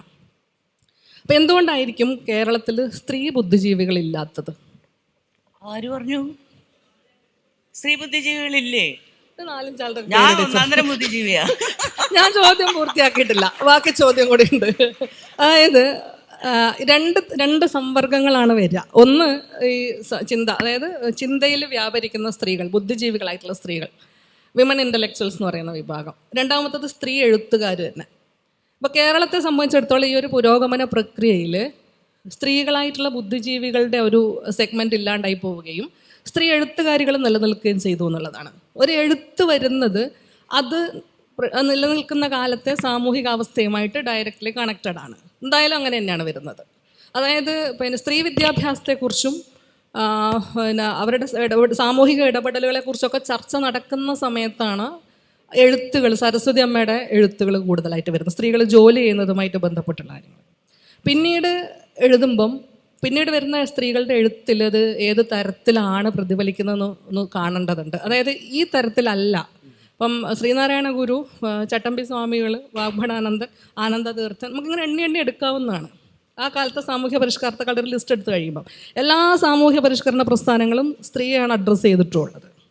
അപ്പോൾ ഈ തരത്തിലുള്ള കേരളത്തിൻ്റെ സാമൂഹിക അന്തരീക്ഷത്തിലുള്ള ഈ വിപ്ലവാഭിമുഖ്യം അല്ലെങ്കിൽ ഈ സോഷ്യൽ ആക്ടിവിസം എന്ന് പറയുന്നത് എഴുത്തിലേക്ക് വന്നത് വിരളമാണെന്നാണ് ഞാൻ ഉദ്ദേശിച്ചത്. അപ്പോൾ ടീച്ചറോട് ചോദിക്കാൻ കാരണം ടീച്ചർ അതിനകത്തുള്ള ഒരാളാണ്. അതായത് ഞാനത് പൂർണ്ണമായിട്ട് അംഗീകരിക്കുന്നു. കേരളത്തിൽ സ്ത്രീ ബുദ്ധിജീവികളായിട്ട് സാറാ ജോസഫ് ഉറപ്പാണ്.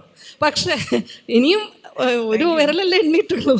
അപ്പോൾ അതായത് എന്തുകൊണ്ടാണെന്ന് വെച്ചാൽ ഒരു സെമിനാർ നടത്തേണ്ടി വരുന്ന സമയത്ത്, കേരളീയ ചിന്ത എന്ന് പറഞ്ഞ ഒരു സെമിനാർ നടത്തേണ്ട സമയത്ത് ഒരു പാനലിസ്റ്റുകളെ എടുക്കുകയാണെന്നുണ്ടെങ്കിൽ ഒരു 5 പേരെ എണ്ണിയെടുക്കാൻ പാകത്തിൽ ഒരു പക്ഷേ ഇല്ലാതെ ബുദ്ധിമുട്ടിയിട്ടുണ്ട്. പക്ഷെ അതിൻ്റെ ഒരു കാരണം അന്വേഷിച്ച് ചെല്ലുമ്പോൾ ഈ കേരളീയ സമൂഹ പരിണാമ പ്രക്രിയയിൽ മോഡേണിറ്റിയുമായി ബന്ധപ്പെട്ടിട്ടുള്ള പരിണാമങ്ങളിൽ സ്ത്രീകൾ ഉണ്ടായിരുന്നു. അവർ വളരെ ചെറിയൊരു വിഭാഗം മാത്രം ബുദ്ധിജീവി വിഭാഗത്തിലേക്ക് പോവുകയും മറ്റുള്ളവർ എഴുത്തിൽ തുടരുകയും ചെയ്തു.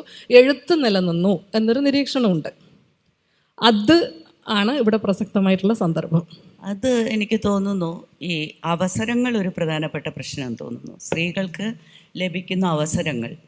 അപ്പോൾ നമ്മൾ വളരെ പരിചിതമായൊരു കാര്യമാണ് ഷേക്സ്പിയർ പെണ്ണായിരുന്നെങ്കിൽ എന്നുള്ള ഒരു ചോദ്യം ചോദിക്കുന്നത്.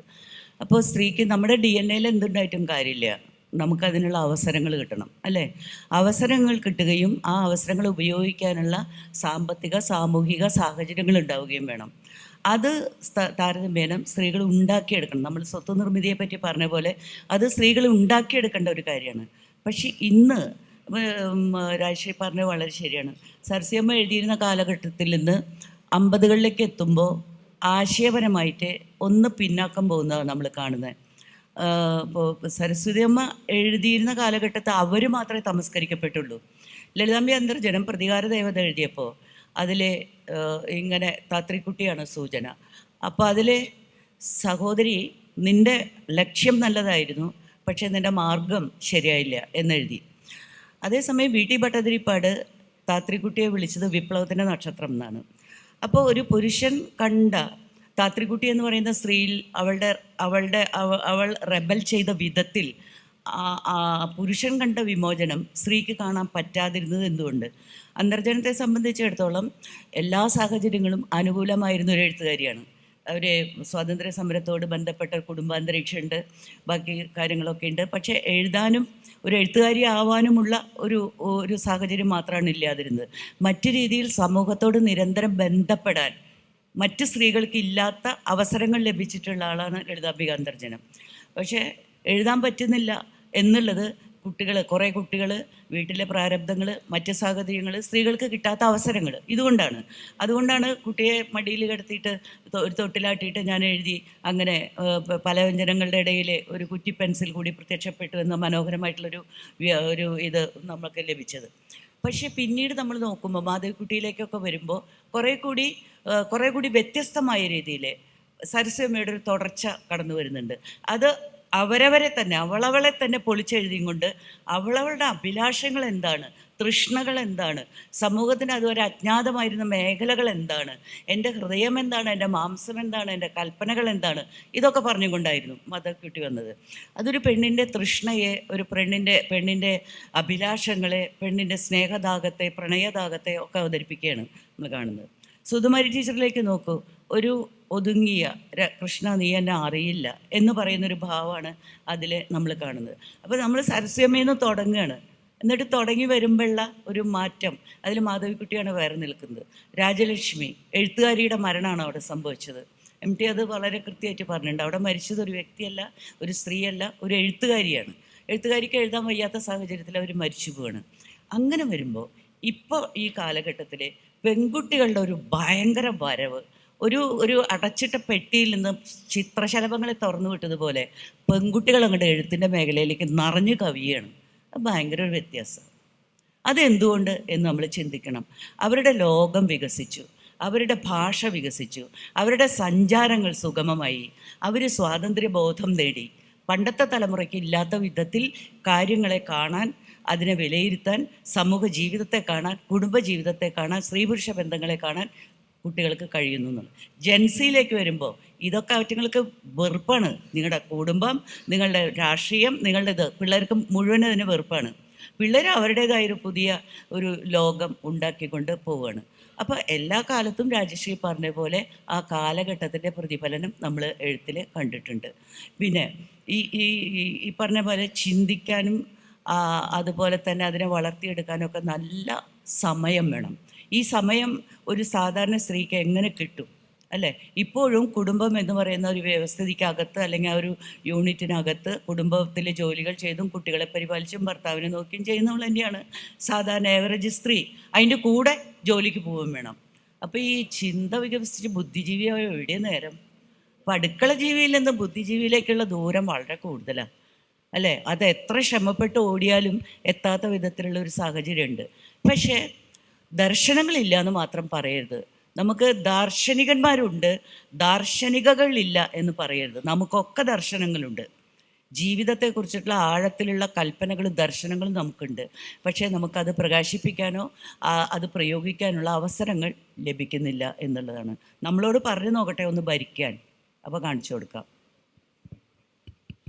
ഹിന്ദു മിത്തോളജി അനുസരിച്ചിട്ട് എല്ലാ പ്രധാന വകുപ്പുകളും ദേവതമാർക്കാണ് കൊടുത്തിട്ടുള്ളത്. വിവാദം ഉണ്ടാവാൻ ഇടയുള്ള വിദ്യാഭ്യാസമായാലും ധനകാര്യായാലും ആഭ്യന്തരമായാലും ഒക്കെ പെണ്ണുങ്ങളാണ് ഭരിക്കുന്നത്. അതുകൊണ്ട് ദേവലോകത്ത് വലിയ പ്രശ്നങ്ങളില്ലാന്ന്. അപ്പോൾ എന്തായാലും നമ്മൾ പറഞ്ഞു നിർത്തിയതിൻ്റെ ഒരു കാര്യം, അതായത് ആലാഹയുടെ പെൺമക്കൾ എന്ന് പറയുന്നത് ടീച്ചറിൻ്റെ ഈ പറഞ്ഞ ഒരുപാട് കാര്യങ്ങളുടെ ഒരു കളക്ഷനാണ്. അതായത് ദേശത്തോടും ചരിത്രത്തോടും ജനജീവിതത്തോടും രാഷ്ട്രീയ പ്രസ്ഥാനങ്ങളോടും കോൺഗ്രസിനോടും ലിംഗാധികാരത്തോടും പാർശ്വവൽകൃത ജനതയോടും ഒക്കെ എങ്ങനെയാണ് സർഗാത്മകമായിട്ടുള്ള മനസ്സുള്ളൊരു ആക്ടിവിസ്റ്റ് സംവദിക്കുന്നത് എന്നുള്ളതിൻ്റെ സാക്ഷ്യമാണ് ആലാഹയുടെ പെൺമക്കൾ. അതുപോലെ തന്നെയാണ് അത് അവിടുന്ന് ആദിയിലേക്ക് വരികയാണ്. പരിസ്ഥിതി, കുറച്ച് മുമ്പ് ടീച്ചർ തന്നെ സൂചിപ്പിച്ചതുപോലെ പരിസ്ഥിതിയുമായി ബന്ധപ്പെട്ട പ്രശ്നങ്ങൾ കൈകാര്യം ചെയ്യുന്നത് എങ്ങനെ ഈ ബിബ്ലിക്കലായിട്ടുള്ള കാര്യങ്ങൾ എങ്ങനെയാണ് വരുന്നത്. ദൈവശാസ്ത്രം, ഒന്നാമത് ദൈവശാസ്ത്രത്തെ സംബന്ധിച്ചിടത്തോളം എനിക്ക് തോന്നുന്നത് ക്രിസ്ത്യാനിറ്റിയുടെ ഒരു വീക്ഷണം എന്ന് പറയുന്നത് ദൈവസൃഷ്ടമായതെല്ലാം മനുഷ്യന് ഉപയോഗിക്കാൻ ഉള്ളതാണ് എന്ന് പറയുന്ന ഒരു വീക്ഷണമുണ്ട്. ആ ഒരു വീക്ഷണത്തിൻ്റെ ഭാഗമായിട്ടാണ് ഒരു പക്ഷേ ഈ ഭൂമി കയ്യേറൽ, പിന്നെ ഇപ്പോൾ വെട്ടിപ്പിടിക്കലും കാര്യങ്ങളൊക്കെ ഉണ്ടായിട്ടുള്ളത്. അതായത് ദൈവശാസ്ത്രത്തിൻ്റെതായിട്ടുള്ള ഒരു സപ്പോർട്ടോട് കൂടിയിട്ടാണ് അത് ഉണ്ടാവുന്നത്. അപ്പം ഒരു സ്ത്രീ ഇതിനകത്തൊക്കെ കൈവയ്ക്കുന്ന സമയത്ത് വളരെ സ്വാഭാവികമായിട്ട് അവരുടേതായിട്ടുള്ളൊരു മുദ്ര അവിടെ ഉണ്ടാവും. നിലവിലുള്ള ചില ചങ്ങലകളെ പൊട്ടിച്ച് കളയുന്നതിൻ്റെ അസ്വാസ്ഥ്യങ്ങളും അസ്വാരസ്യങ്ങളും ഉണ്ടാവും. ഒരുപക്ഷേ ടീച്ചർ ഇപ്പോഴും കേരളത്തിൻ്റെ ഈ ഒരു അക്കാഡമിക് ഇൻ്റലിജൻഷ്യ ടീച്ചറിനെ ഏത് തരത്തിൽ കാണുന്നു എന്നുള്ളത് ഇനി കുറച്ചുകൂടി കഴിയുമ്പോഴാണ് നമ്മളത് കുറേ കൂടി ആഴത്തിൽ മനസ്സിലാക്കുക എന്ന് വിചാരിക്കുന്നു. അത് എല്ലാവർക്കും ഉള്ള ഒരു നിയോഗവുമാണ്, അങ്ങനെയാണ് എന്ന് കരുതുന്നു. ഏതായാലും കുറേ കൂടി ചോദ്യങ്ങളല്ല, ടീച്ചറുമായി സംസാരിക്കുന്ന ഒരുപാട് വിഷയങ്ങൾ ബാക്കിയുണ്ട്. പക്ഷെ നമ്മുടെ 1 മണിക്കൂർ സെഷൻ ഏകദേശം അവസാനിക്കുന്നു. സദസ്സ് ഉണ്ട്, അപ്പോൾ അവർക്ക് എന്തെങ്കിലും ചോദിക്കാനുണ്ടെങ്കിൽ അതിനുള്ളൊരു അവസരം കൂടി കൊടുക്കാം എന്നാണ് വിചാരിക്കുന്നത്. വളരെ ചുരുങ്ങിയ വാക്കുകളിൽ ചോദ്യങ്ങൾ ഉന്നയിച്ചുള്ളത് നല്ലതായിരിക്കും. നമസ്കാരം ടീച്ചർ, എൻ്റെ ഒരു ശൈലജ എന്നാണ്. അപ്പോൾ എനിക്ക് ഉള്ളൊരു ചോദ്യം എന്ന് പറഞ്ഞാൽ, ഇപ്പം സത്വങ്ങൾ പല കാലത്തിലും പല മീഡിയത്തിലൂടെ വരുന്നുണ്ട്. എഴുത്തിലായാലും ടി വിയിലായാലും സിനിമയിലായാലും സത്വങ്ങൾ ഇങ്ങനെ ഡെവലപ്പ് ചെയ്യുന്നുണ്ട്. പക്ഷേ ഇപ്പം സോഷ്യൽ മീഡിയയിൽ ക്രിയേറ്റ് ചെയ്യപ്പെടുന്ന ഒരു സ്ത്രീയുടെ സത്വമുണ്ട്. വളരെ ഒരു തരത്തിലൊരു ബ്ലാക്ക് ആൻഡ് വൈറ്റ് ആയിട്ട് കാണാൻ പല എന്താ പറയുക മനുഷ്യരും അതിനെ വളരെ റിഡ്യൂസ് ചെയ്യുന്നുണ്ട്. അപ്പം അങ്ങനത്തെ ഒരു കാലത്ത് എങ്ങനെ ഒരു സ്ത്രീക്ക് അല്ലെങ്കിൽ ഒരു ബൈനറിയിൽ പെടാൻ ആഗ്രഹമില്ലാത്തൊരു വ്യക്തിക്ക് എങ്ങനെ ഡെവലപ്പ് ചെയ്യാൻ പറ്റും? കാരണം അതിൻ്റെ ഒരു പോസിറ്റീവ് സൈഡും ഉണ്ട്, പക്ഷെ നെഗറ്റീവ്ലി പല ആൾക്കാരും അതിനെ ഒരു സ്ത്രീയെ അടിച്ചേൽപ്പിക്കാൻ സോഷ്യൽ മീഡിയ വളരെ വിദഗ്ധമായി ഉപയോഗിക്കുന്നുണ്ട്. അപ്പം ആ സമയത്ത് എങ്ങനെയാവാം ഒരു ഫ്യൂച്ചർ സ്ത്രീ സത്വത്തിൻ്റെ? സോഷ്യൽ മീഡിയ വലിയൊരു ജനാധിപത്യ ഇടമാണ്. അതെങ്ങനെ ഉപയോഗിക്കണമെന്ന് അറിയുന്ന ആളുകളുടെ കയ്യിൽ കിട്ടിയാൽ അത് ഗംഭീരമായിട്ട് നമുക്ക് ഉപയോഗിക്കാൻ പറ്റും. എങ്ങനെ ഉപയോഗിക്കാൻ പാടില്ല എന്ന് വിശ്വസിക്കുന്ന ആളുകളുടെ കയ്യിൽ കിട്ടുമ്പോൾ അത് വളരെ നെഗറ്റീവായിട്ട് നമ്മുടെ സമൂഹത്തെ അധോഗതിയിലേക്ക് കൊണ്ടുപോകും. ഇത് രണ്ടും നമ്മൾ സോഷ്യൽ മീഡിയയിൽ കാണുന്നുണ്ട്. നേരായ ഒരു കാര്യത്തിന് വേണ്ടി ഇപ്പോൾ ആദ്യം പെട്ടെന്ന് എൻ്റെ മനസ്സിൽ വരുന്ന ഒരു ഉദാഹരണം, സൂര്യനെല്ലി കേസ് എന്ന് പറഞ്ഞൊരു കേസ് നമ്മുടെ നാട്ടിൽ ഉണ്ടായി. ആ കാലഘട്ടത്തിലെ ഒരു മഹാനായ ഒരു ജഡ്ജടക്കം പെൺകുട്ടി കുഴപ്പക്കാരി ആയതുകൊണ്ടാണ് ഇതൊക്കെ സംഭവിച്ചതെന്ന് പറഞ്ഞ് അടിവരയിട്ട് വയ്ക്കുകയുണ്ടായി. അവിടെ നിന്ന് നമ്മൾ WCCയുടെ കാലഘട്ടത്തിലേക്ക് വരുമ്പോൾ ഒരു പെൺകുട്ടി ആക്രമിക്കപ്പെട്ടതിൻ്റെ പിന്നാലെ നമ്മുടെ സമൂഹത്തിൽ വൻ ചലനം ഉണ്ടാവുകയാണ്. ആ ചലനത്തിൻ്റെ ഭാഗമായിട്ട് WCC പോലൊരു സംഘടന രൂപപ്പെടുകയാണ്. WCC പോലൊരു സംഘടന രൂപപ്പെട്ടപ്പോൾ അതൊക്കെ അഹമ്മദിക്കാരുകളായിട്ടുള്ള സിനിമാ നടിമാരുടെ പ്രശ്നമാണെന്ന് പറഞ്ഞിട്ട് അപ്പോഴും കുറച്ച് പ്രശ്നമുണ്ടായി. പക്ഷേ വീണ്ടും ഈ കേസ് ഉയർന്നു വന്ന സാഹചര്യത്തിൽ, അത് പൊന്തി വന്ന സാഹചര്യത്തിൽ ഈ ആക്രമിക്കപ്പെട്ട പെൺകുട്ടിക്ക് അനുകൂലമായിട്ടും WCCക്ക് അനുകൂലമായിട്ടും വലിയ തോതിലുള്ള സാമൂഹ്യ സപ്പോർട്ട് ഉണ്ടാക്കാൻ സോഷ്യൽ മീഡിയ ഉപയോഗിക്കപ്പെട്ടു. സാമൂഹികമായിട്ട് നീതിക്ക് സപ്പോർട്ട് കൊടുക്കാൻ കഴിയുന്ന ഏറ്റവും നല്ല മാധ്യമമാണ് സോഷ്യൽ മീഡിയ. അത് നമുക്ക് ഇടം പരിമിതമാക്കുന്നില്ല. അതാണ് അതിൻ്റെ ഒരു പ്രത്യേകത.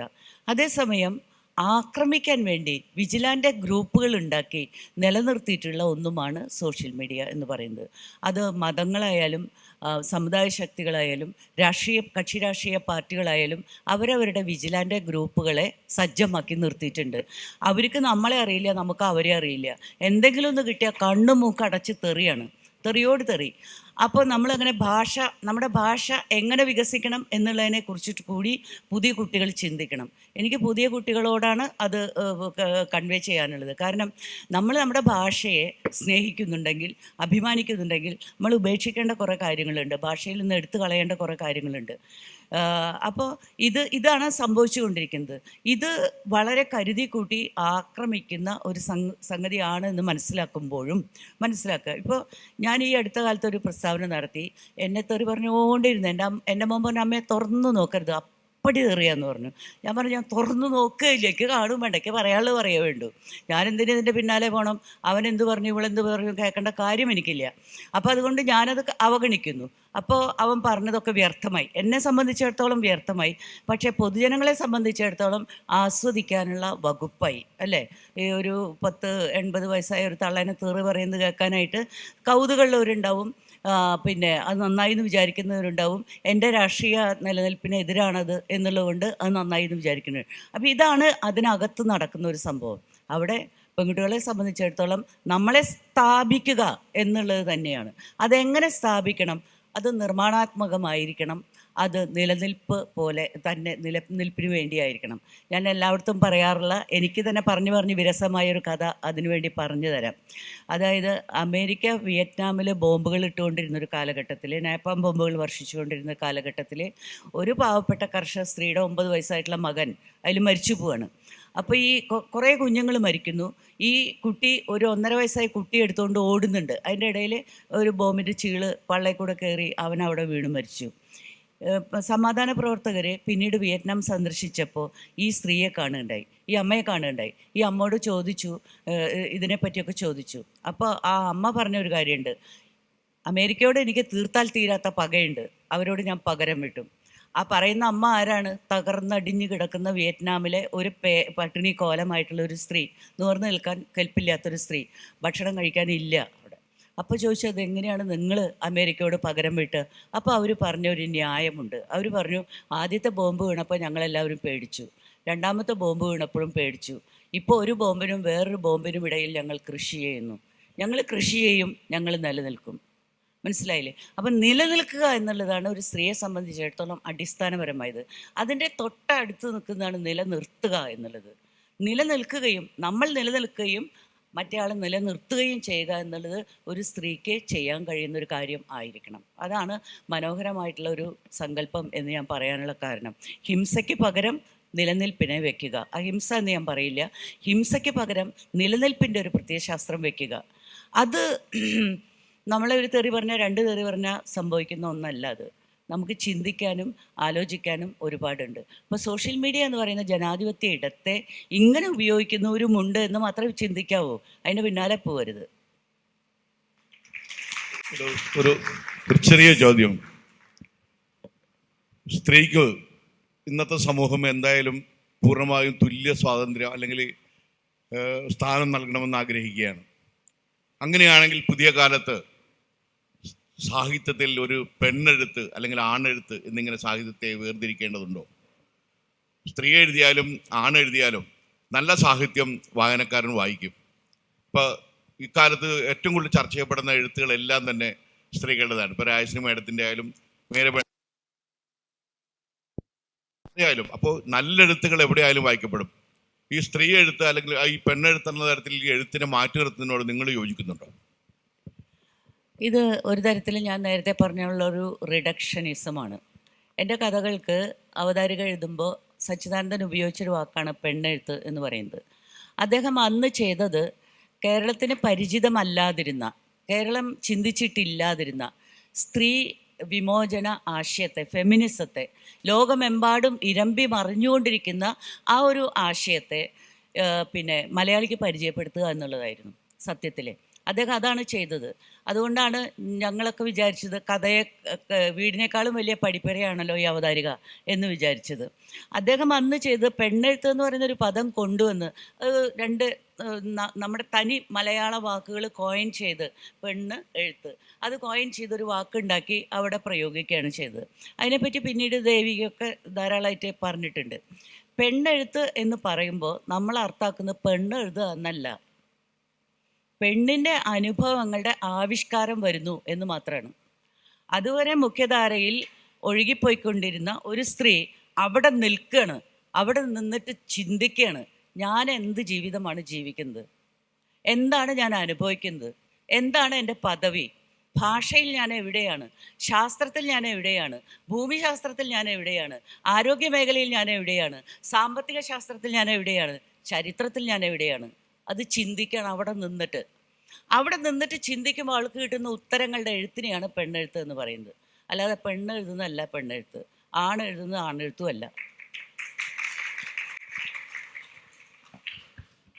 നമ്മുടെ സെഷൻ ഏകദേശം അവസാനിപ്പിക്കാനുള്ള സംഘാടകരുടെ കർശന നിർദ്ദേശം വന്നിട്ടുണ്ട്. അപ്പോൾ അതുകൊണ്ട് നമ്മളിത് അവസാനിപ്പിക്കുകയാണ്. ടീച്ചർ പറഞ്ഞ പോലെ നമ്മുടെ ആശയങ്ങൾ പാറപ്പുറത്ത് വിതച്ച വിത്തുകൾ അല്ലാതാവട്ടെ, അത് യോഗ്യമായ നിലങ്ങളിലെത്തട്ടെ, കൂടുതൽ ചർച്ച ചെയ്യപ്പെടട്ടെ. പ്രത്യേകിച്ച് സോഷ്യൽ മീഡിയയുടെ ഈ കാലത്തെ ഈ സംഹാരാത്മകമായിട്ടുള്ളൊരു മുഖം കൂടിയുണ്ട്. അതുകൊണ്ട് തന്നെ നമ്മൾ എവിടെ പറയുന്നു എന്നുള്ളത്, എന്ത് പറയുന്നു എന്നുള്ളത് ഇത്രയും തന്നെ പ്രധാനമാണ്.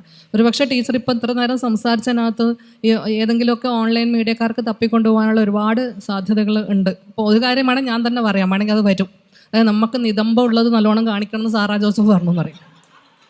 അതാണ് നിലവിലത്തെ അവസ്ഥ. അപ്പോൾ അതുകൊണ്ട് ഈ മാതിരി റിപ്പോർട്ടിംഗ് ഒക്കെ വരും, പക്ഷേ അതിൽ നിന്ന് കാതലായത് മാത്രം കാണുക, അത്രയേ ഉള്ളൂ. ബോഡി ഷെയ്മിങ്ങിനെ സ്ത്രീകൾ എതിരിട്ട് തുടങ്ങി. വണ്ണുണ്ടെന്ന് പറഞ്ഞാൽ കണ്ടോ എൻ്റെ വണ്ണം എന്നാണ്. അതാണ് ശരിക്കും നമ്മുടെ ഒരു ഫ്രിക്ഷൻ ആണല്ലോ മനുഷ്യനെ മുന്നോട്ട് നയിക്കുന്നത്. എന്തായാലും ആയാലും വളരെ സന്തോഷം. ഈ ഒരു സെഷനിൽ ടീച്ചറിൻ്റെ കൂടെ ഇരിക്കാൻ പറ്റിയുള്ള നന്ദി എല്ലാവരോടും.